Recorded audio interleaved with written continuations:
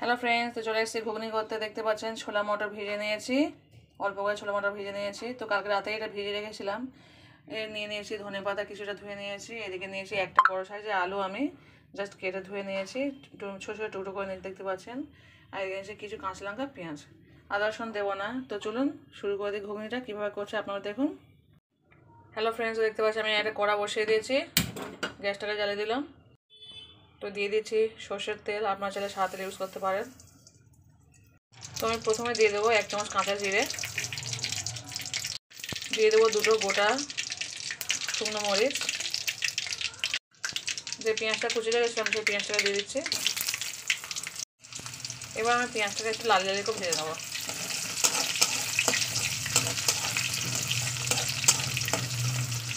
তো দেখতে পাচ্ছেন পেঁয়াজটা লাল করে ভাজা হয়ে গেছে আমার। এবার দিয়ে দেবো ছোলা মটর,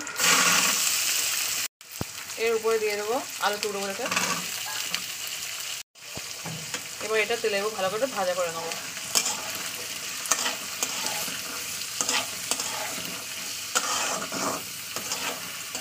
যে যেখানে দেখছেন প্লিজ একটা ছোটো লাইটে দেখাটা শুরু করবেন।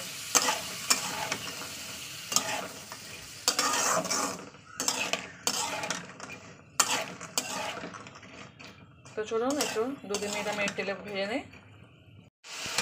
হ্যালো ফ্রেন্ড, দেখতে পাচ্ছেন আমি প্রায় 5 মিনিট ধরে এটা কষিয়ে নিয়েছি। তো চলুন এবার আমি এতে হলুদ দিয়ে দেবো 1 চামচ, আর তার সঙ্গে দিয়ে দেবো 1/2 চামচ গরম মশলার গুঁড়ো। তো দিয়ে দিচ্ছি মশলাটা। তো আমি কিন্তু এখন লবণটা অ্যাড করিনি, আর লবণটা এই মুহূর্তে দেবো না, আমি জল দিয়ে ফুটলে তারপর লবণটা দেবো।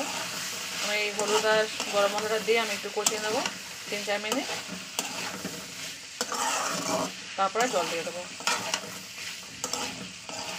এইভাবে মটরটা কষিয়ে দিলে না, মটরের টেস্টটা একটু অন্যরকম হয়ে যায়, খুব ভালো লাগে খেতে।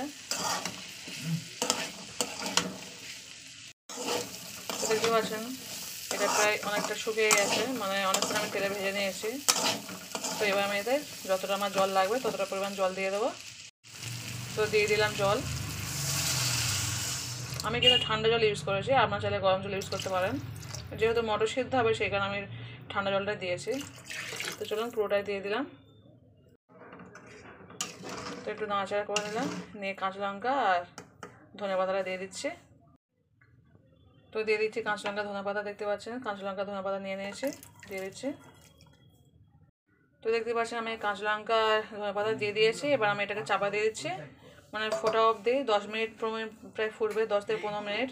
10 থেকে 15 মিনিট পরে আমি আপনাদের সঙ্গে দেখা করছি। তো চলুন চাপা দিয়ে দিই। হ্যালো ফ্রেন্ডস, তো দেখতে পাচ্ছেন আমি পুরো 10 মিনিট পর চলে এসেছি। তো দেখতে পাচ্ছেন আমার ঘুগনি মটরটা অনেকটা সিদ্ধ হয়ে এসছে। তো আমি এই পর্যায়ে লবণটাকে দিয়ে দেবো। তো আমি দিয়ে দিলাম 1 চামচ লবণ। লবণ যেহেতু আমি একদমই দিইনি, তো লবণটাকে দিয়ে দিলাম এবার। তো আবার আমি 10 মিনিট চাপা দিয়ে দেবো, দিলে আমার রান্না কমপ্লিট হয়ে যাবে। তো আমি আবার 10 মিনিটের জন্য চাপা দিয়ে দিচ্ছি। হ্যালো ফ্রেন্ডস, তো দেখতে পাচ্ছেন আমি চলে এসেছি 10 মিনিট পরে। তো আমার ঘুগনি প্রায় কমপ্লিট হয়ে গেছে। তো যে যেখানে দেখছেন প্লিজ ছোটো লাইটে দেখাটা শুরু করবেন, আর ফুল ওয়াচ করে ভিডিও দেখবেন। আজকের ভিডিওটি খুবই ছোটো করেছি, খুব বড়ো করে নিই। তো চলুন ঘুগনিটা আমি সিম্পল ঘুগনি করেছি, এতে কিছুই দিইনি, আদা রসুন কিছুই দিইনি। তো চলুন আমার পরিবেশন করে এটা। হ্যালো ফ্রেন্ডস, তো দেখতে পাচ্ছি আমি চলে এসেছি। তো মুড়ি নিয়েছি, মুড়ির সঙ্গে ঘুগনিটা পরিবেশন করবো। তো দেখুন ঘুগনিটা কেমন হয়েছে, মানে মুড়ির সঙ্গে যা জমে যাবে।